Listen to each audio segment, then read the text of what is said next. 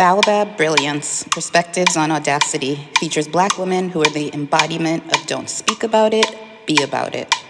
Black women who write the vision and make it plain. I'm your host, Makia Moody. Let's get into it. Dr. Jamila Perritt, it is so good to be in space with you today.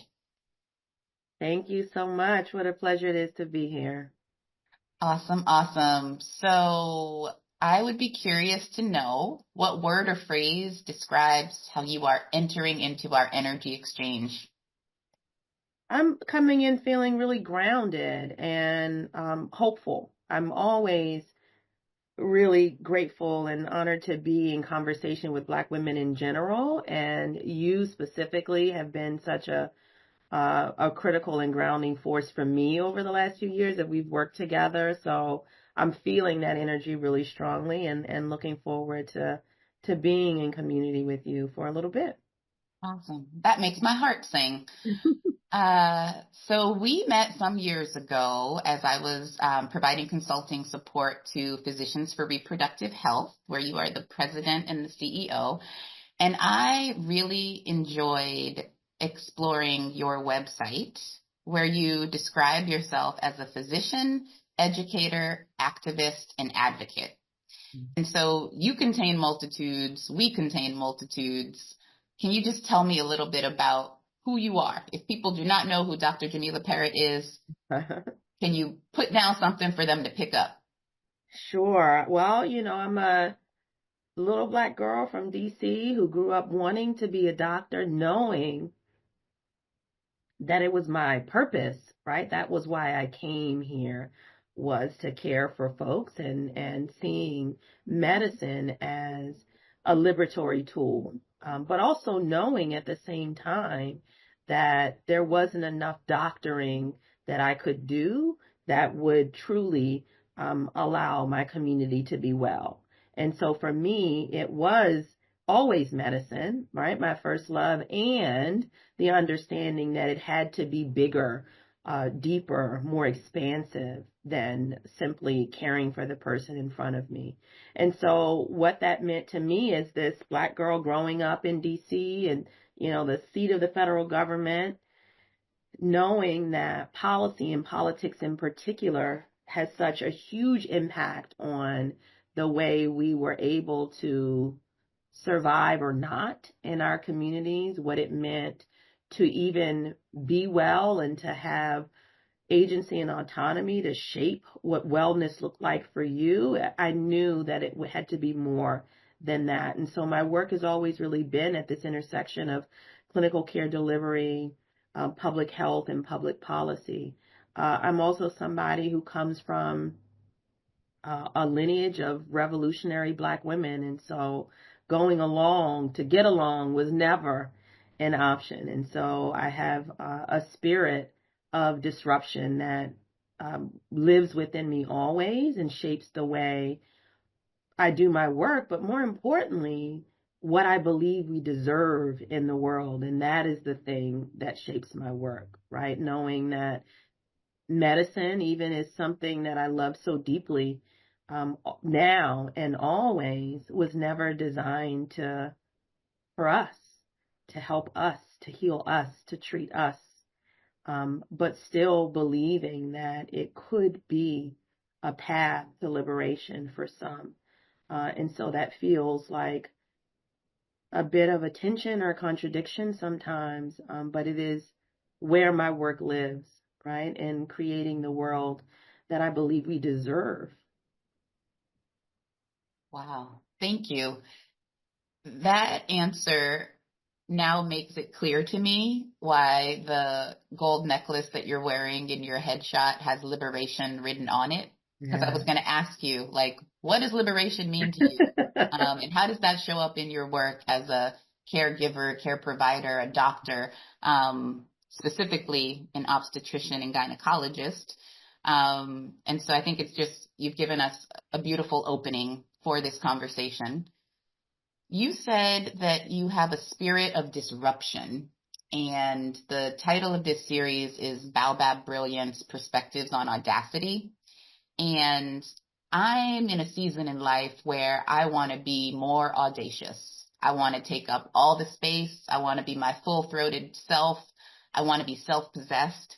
And so I'm wondering, you knew at a young age that medicine was your thing, that you wanted to be a doctor.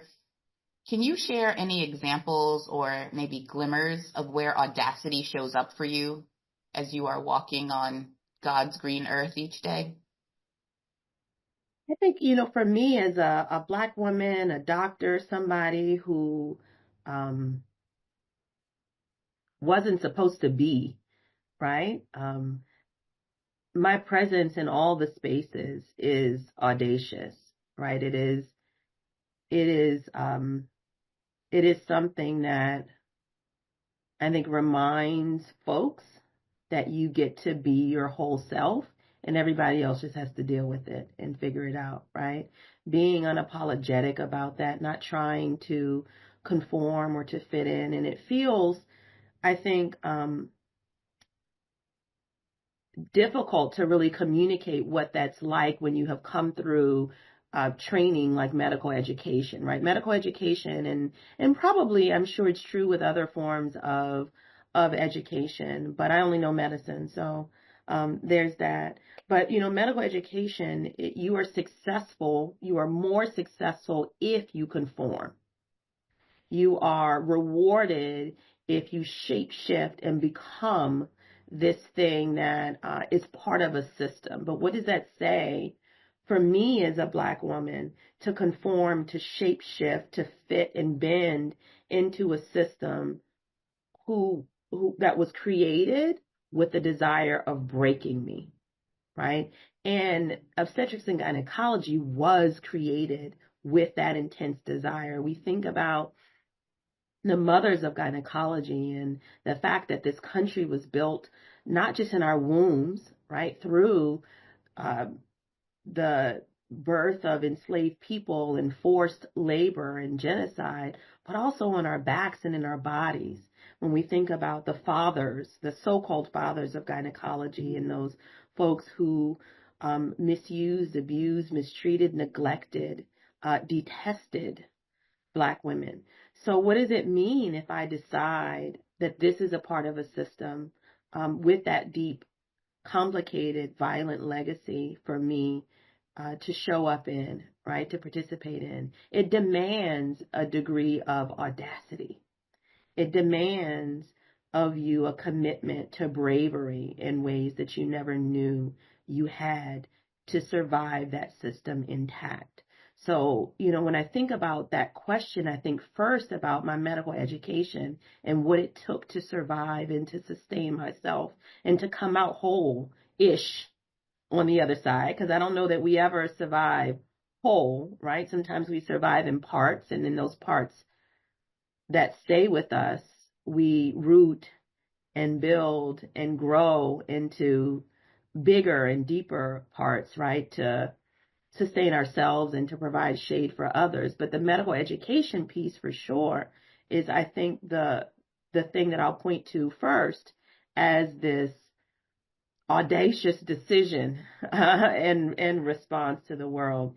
And then beyond that, right, how I had a someone who was interviewing me once ask about they were reviewing a congressional testimony that I had participated in, and this individual said, oh, it seemed like I would be so nervous, I would be so afraid, it's really scary to do things like that.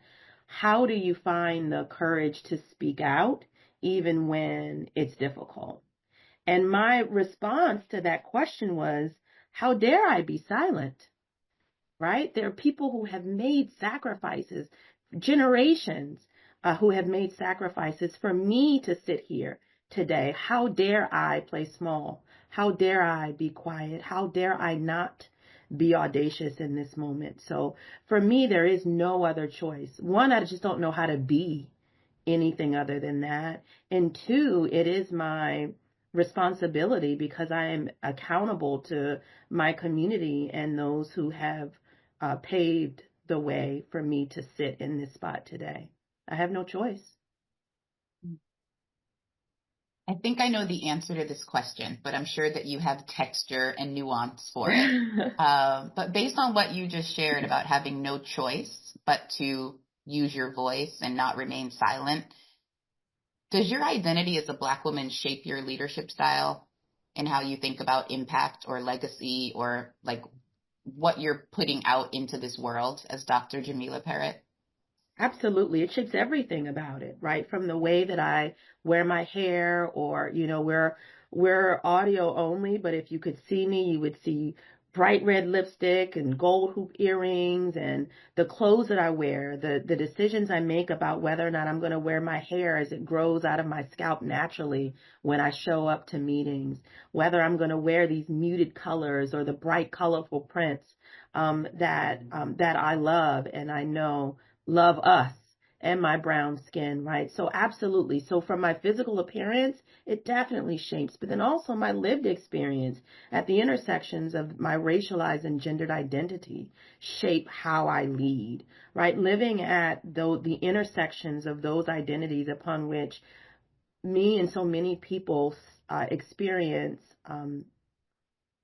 such deep oppression around, it informs how I look at the work, how I think about the work, how I think about what liberation actually means, how I understand that liberation for me is different than what it means for you, is different than what it means for my next door neighbor. It looked different for my grandmother and my great grandmother, right? Making even that room for these different understandings of what liberation looks like, what health looks like, what wellness looks like, what justice looks like. All of those are things that are shaped by these parts of my identity. And so the leadership of Black women and my leadership in particular cannot be disentangled from the experiences that I have in this world and in this country in particular, and what I believe to be true about myself,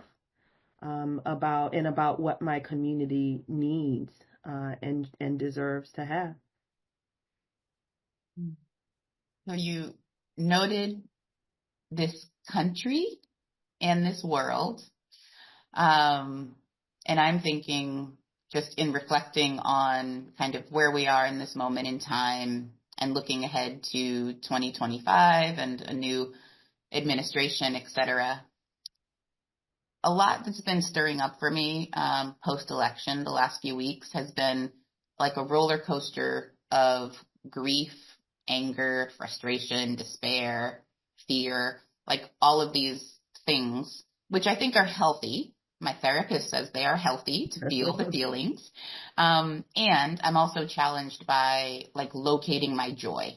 Mm-hmm. And so there's a book by Cole Arthur Riley, Black Liturgies, Prayers, Poems, and Meditations for Staying Human.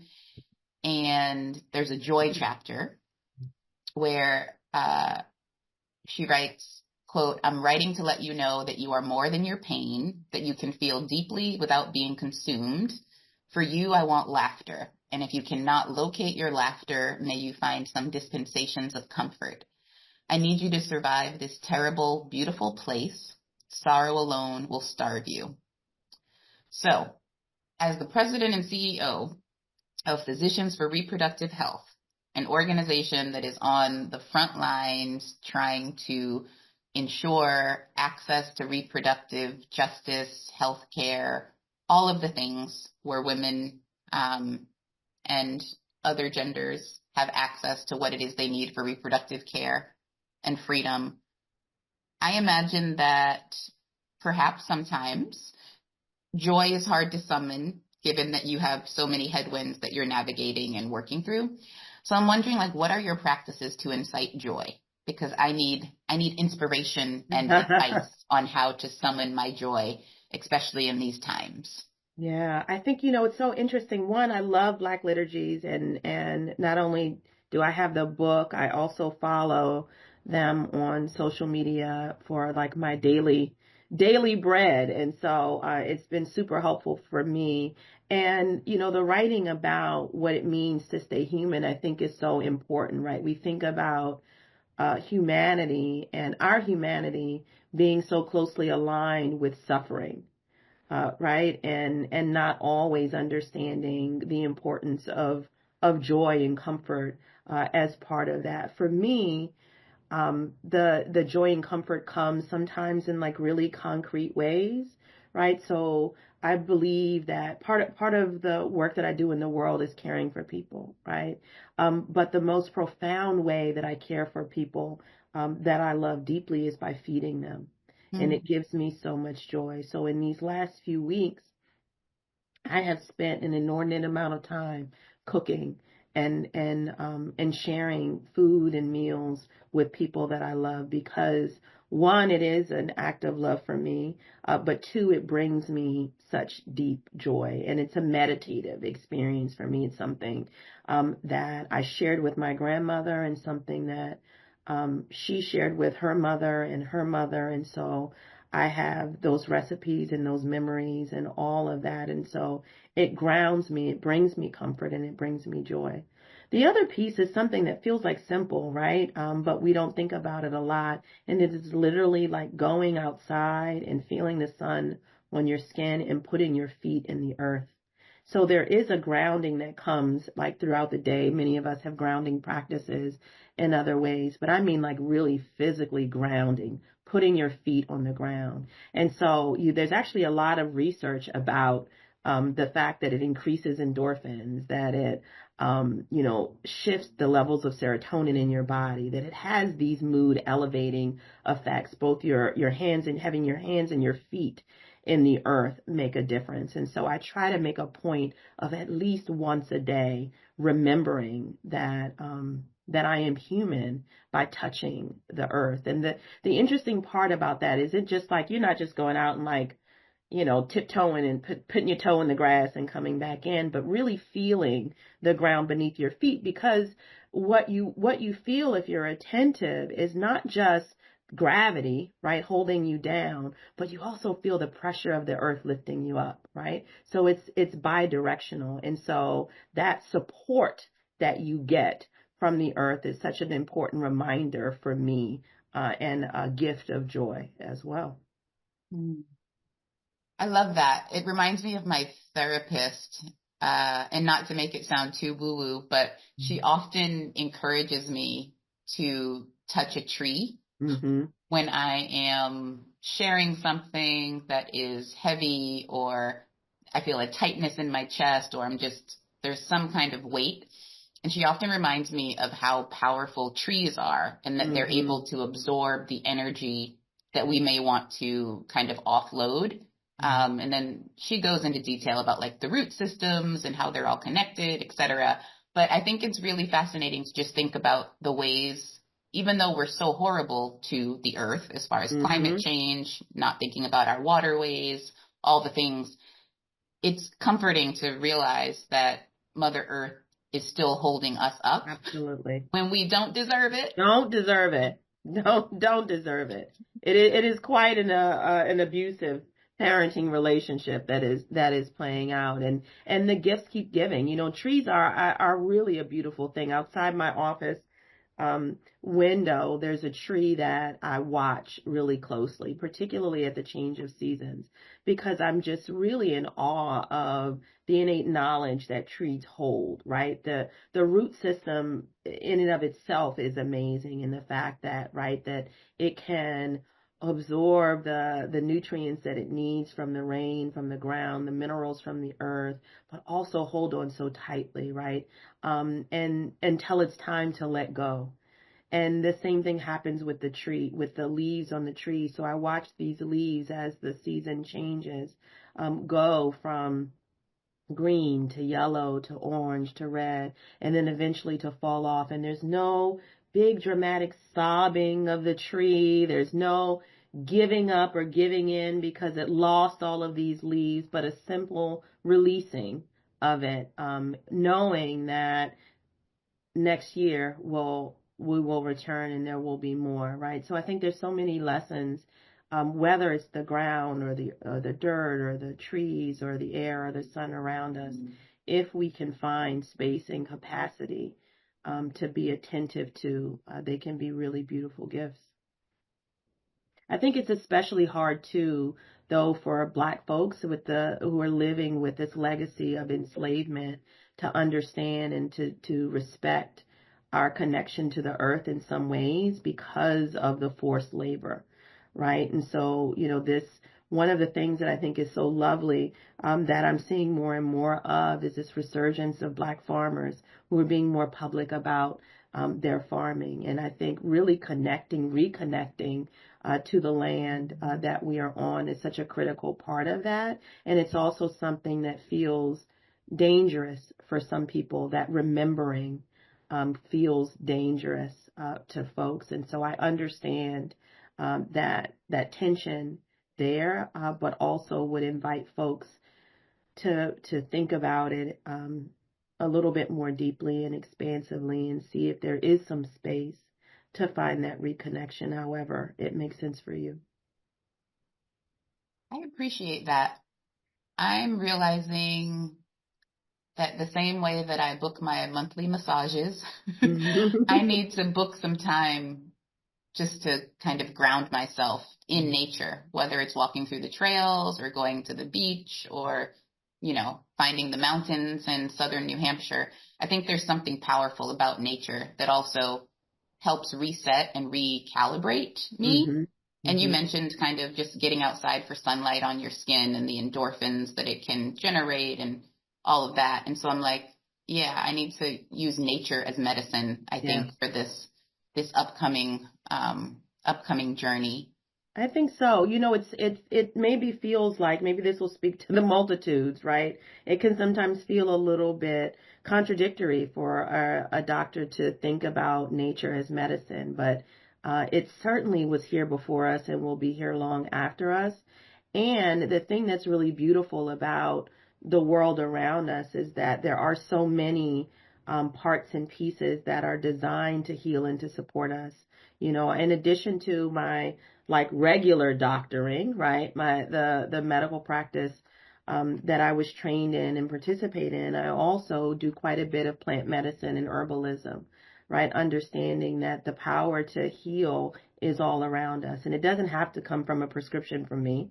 Sometimes you do need a prescription, but it doesn't always have to come from a prescription or through a healthcare provider with a bunch of letters behind their names, right? They're plants and trees and fruits and so many things around us that have really deep healing and restorative properties.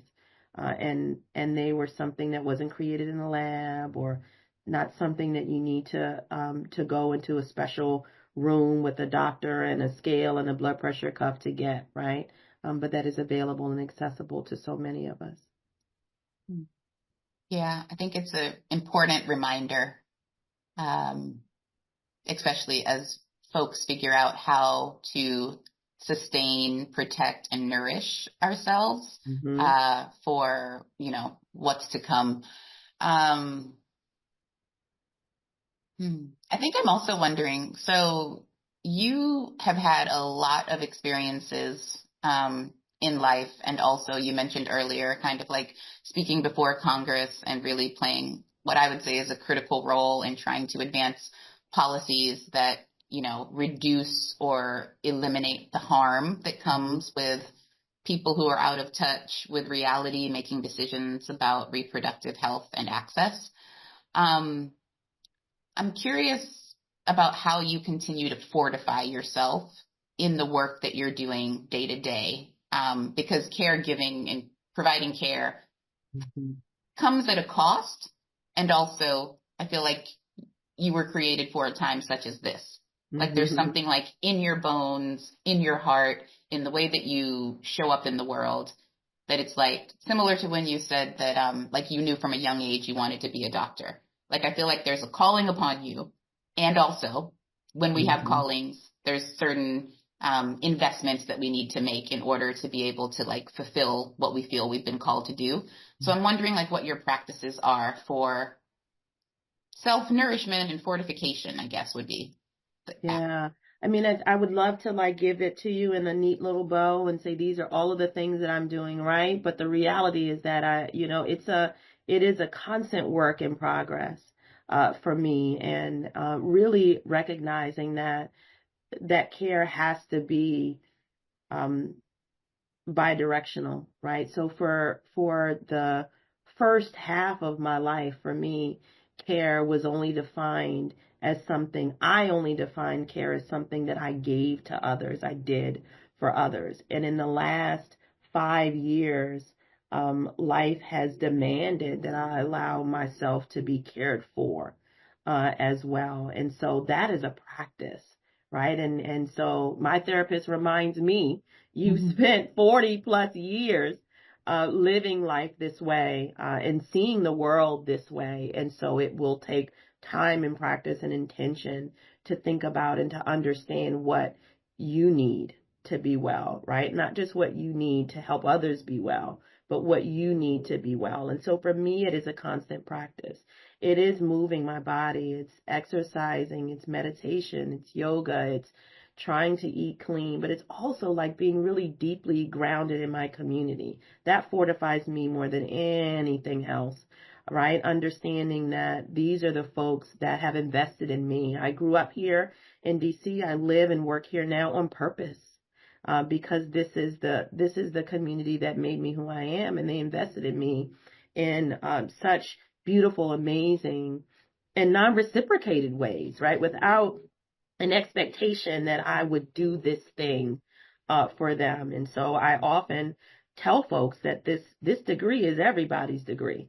So it belongs to my community. And so as a result, being surrounded by folks that know and love me, and folks who maybe don't know and love me, but I know and love because they are in my orbit, I think is something that has been always been really truly fortifying for me. Awesome. Well, that's great that you want to share your degrees from Emory University and Howard University College of Medicine with the community members that help sustain you during those academic years and journeys. Well, Dr. Perritt, I am thinking about my first interview for this series with Jara Dean Coffey. And one of the things that she said was that there's not enough girl love, and that we don't give our flowers. Like, we don't give flowers when we have the time and the moment to give the flowers.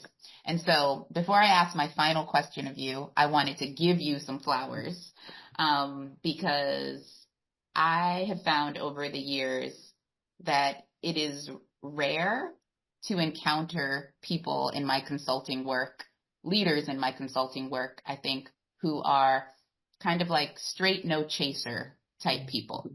So what I've appreciated about you and your leadership is that you don't suffer fools. And in working with you, I never had to consider, like, is this like some little Jedi trick she's doing where she's not really saying the things she wants to say, and she's figuring out how to like package her words in a way that's digestible? It's just like, what you see is what you get, and I'm going to tell you what I think because I've thought about what I think, and here it is.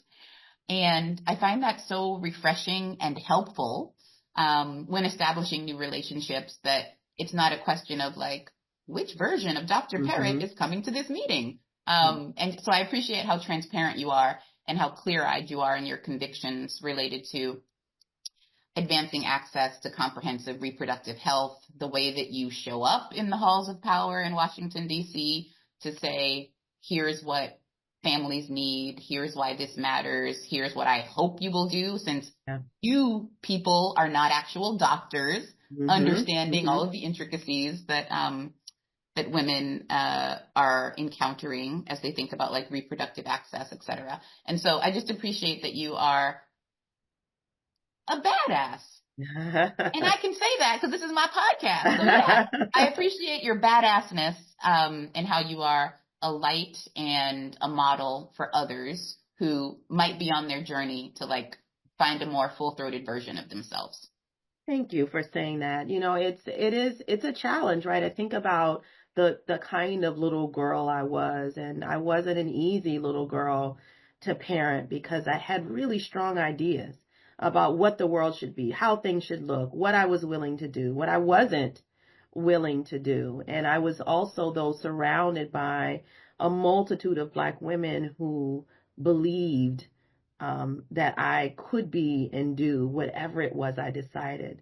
So, when my mom or my, stepfather or whomever would get a call from the school about, Jamila did A, B, and C, or she, got into a back and forth with the teacher and made the teacher cry, right? Which was actually a thing, but that I won't get into, because around a Black history, um, lesson for at the school that I thought was subpar, and communicated that to the teacher.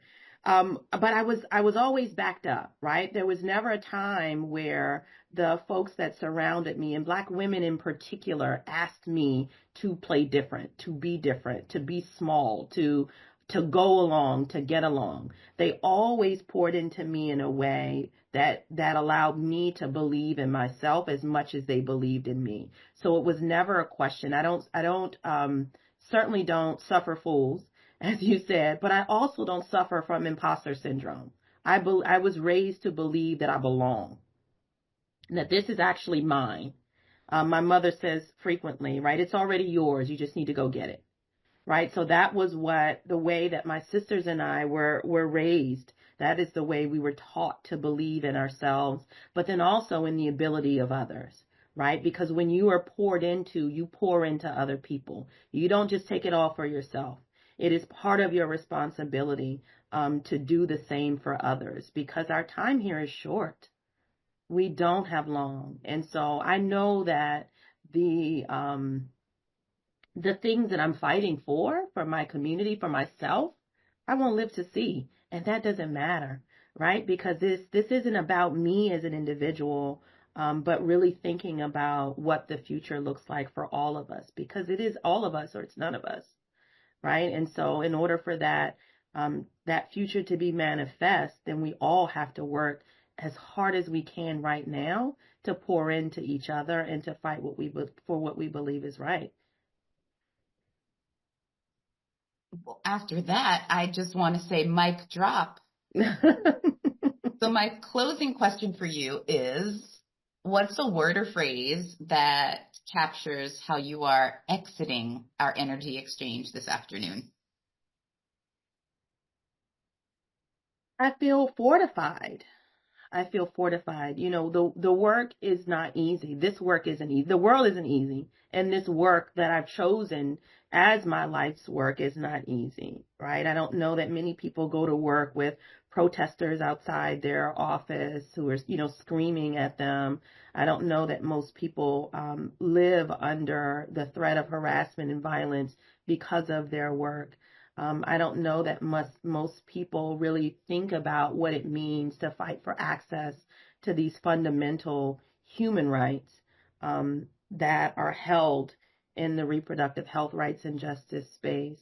But because that fight is so heavy some days, I think it's easy to lose sight of that North Star, like what your why is in this moment. Why am I showing up to this meeting? Why am I going to Capitol Hill? Why am I meeting with the president or the vice president about these issues, right? Why am I fighting hospital boards and professional societies for the right of Black women to survive their pregnancy? So that why sometimes gets lost. And so I'm feeling fortified by this conversation, because it was a really critical opportunity for me to remember and to articulate the why, how I got here, why I stay here, and what the work actually means to me. So this has felt like a gift to me. Thank you.